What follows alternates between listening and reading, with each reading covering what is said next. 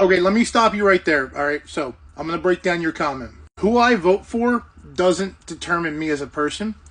It doesn't determine you as a person. Who I vote for is my decision based on my beliefs.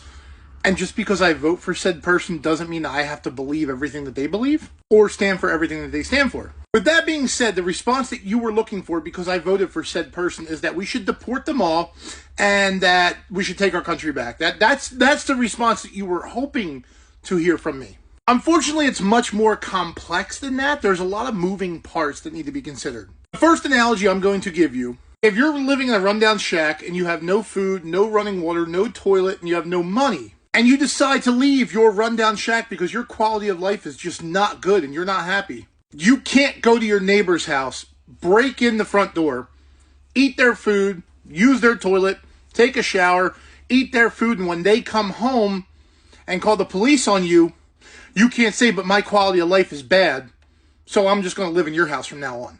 Legally, you can't do that. Now, on the other side of the spectrum, I've seen videos and I've heard reports that I cannot confirm because I didn't do any research about it, that it is extremely difficult to get into the United States legally. So if you go through all the process, it is very, very difficult to come here legally. So I totally understand why people would come across the border and not do things the legal way. Now, the problem I have with this entire situation is people who come here and don't want to contribute to our society. They don't want to work.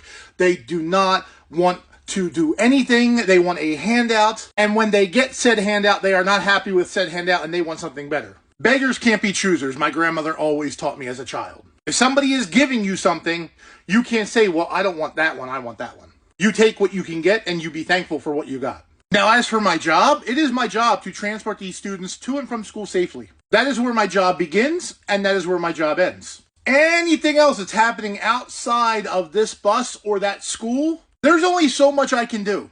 If an ICE agent comes to my bus and demands I give them a child, my obligation is to contact transport and ask them what to do because I do not have a protocol on what to do. I will not just blatantly give up a student to an ICE agent without having proper authorization or clarification of the situation. So yes, I do have sympathy, I do have empathy, I do feel bad for people, but at the end of the day, the law is the law, and I am not going to get in front of the law and act like I am above the law and that I can just obstruct justice, because I will end up in a federal prison, and my job is not worth that. I hope this is a more clear answer, and don't judge a book by its cover. Thank you, have a great day. Peace.